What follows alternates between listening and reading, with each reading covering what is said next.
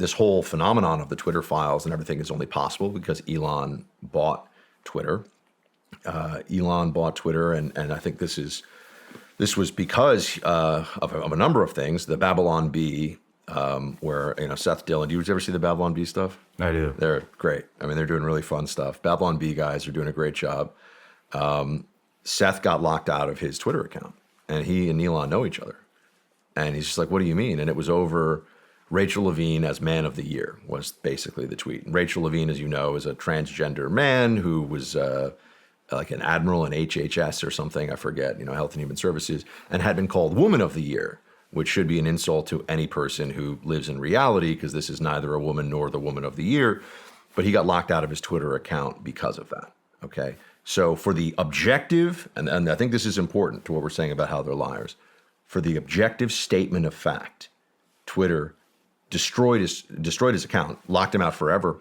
And for different media entities, commentators, that can really hurt your business. I mean, there's real consequences to this. It's not just like, oh, well, now I can't, post on the local message board or something. It really matters. It's meaningful.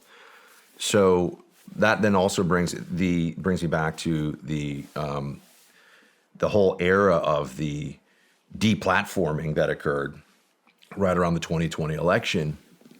And you had the 51, was it 50? I keep forgetting, it's 51, right? Former intelligence officials who signed something that they had to know was false and moronic. They hadn't seen the laptop data. I knew people who had mirrored it and were offered it to CNN, offered it, said, hey guys, here we go. Dive through it. Find me the Russian disinformation in here. And also think about if the story wasn't true, leaving the laptop at Hunter Biden's he's a crackhead and he's a total mess. I mean, the notion of him forgetting a laptop somewhere and never picking it up is completely credible. Let's talk about what was on that laptop first. Sure.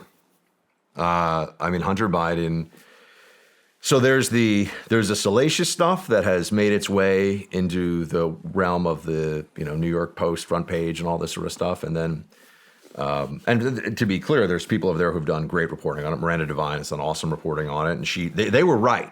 They were right on the Hunter Biden laptop and deserve a tremendous amount of credit.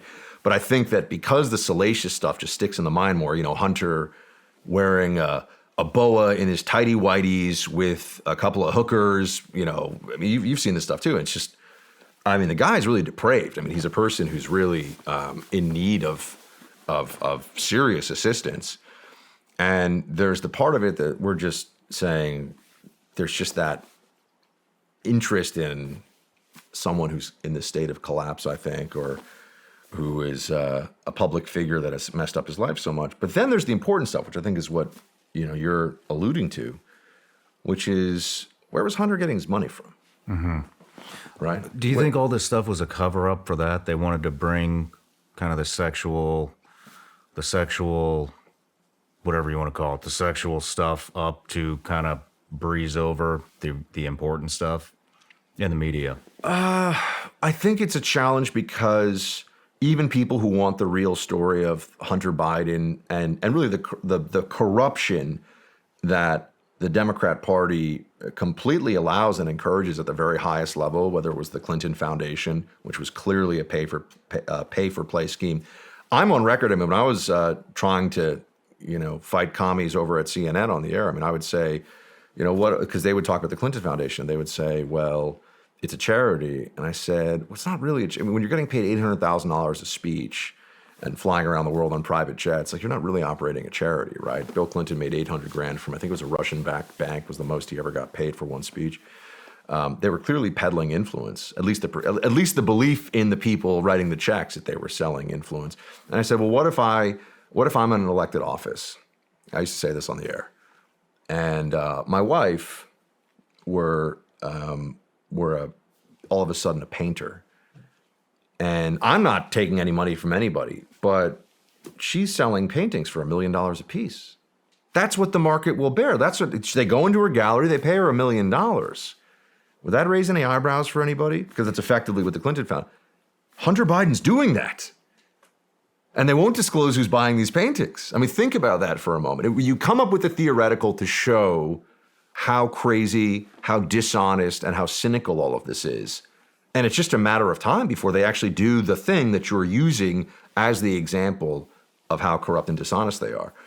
So he is making these finger paintings or whatever they are for $50,000 each. Everyone can check that. That's real. The sitting president's son is doing that. But on the point of where he got his money from and what's on the Hunter Biden laptop, he wasn't getting paid by the Swiss. He wasn't getting checks from, the Ministry of Foreign Affairs in Thailand or something. I mean, maybe that would raise some eyebrows too. I don't know. He was getting it from China and Ukraine. He was getting it from our biggest adversary, and he was getting it from a country where his dad, as vice president, was specifically head of the foreign policy portfolio for the Obama administration in that country at a time when that country was on the brink as it was, and U.S. aid and support was basically live or die. And Joe Biden is on video bragging about how he fired the chief corruption prosecutor in that country. The worst, this is what we'll talk about this with Epstein too. There are conspiracy theorists and there are coincidence theorists, right? Everything is a coincidence. Mm-hmm. And everything with Hunter Biden and his dad is supposed to be just a coincidence. This is where the money comes from. This is how it's being handled. This is what's going on. How did the FBI get involved in all this? So one thing that I think everybody has to start to get acclimated to or aware of, better way of saying it, is the counterterrorism apparatus that you and I were familiar with back in the day of the GWAT, right, the Global War on Terror, and the government agencies with all of their resources and all their personnel who are trying to find ways to justify their day-to-day, particularly on the civilian intel agency side. That hasn't gone away. And a lot of the language, a lot of the bureaucratic approach that was used in the global war on terror to deal with, ISIS, Al-Qaeda, Boko Haram, Al-Shabaab, go down the list, all these different groups, you're noticing that there are domestic focuses now from FBI and all the rest of them that mirror the language, the surveillance tactics, even some of the threat level and concern. I mean, somehow we have transitioned from we're all on the same page as a country that, Bin Laden, Al-Qaeda are a mortal threat and are avowed enemies, and we got to just put aside some of the political stuff for a while while we take care of them. You fast forward 20 years, what does the counterterrorism apparatus of the United States government say is the biggest threat to this country right now? Hey everybody, I'm Shawn Ryan. Click here to subscribe to the Shawn Ryan Show YouTube channel for the hottest and most compelling interviews that you will not see anywhere else. I've also made a playlist of all the previous SRS episodes so they're easy to find. You can find that right here.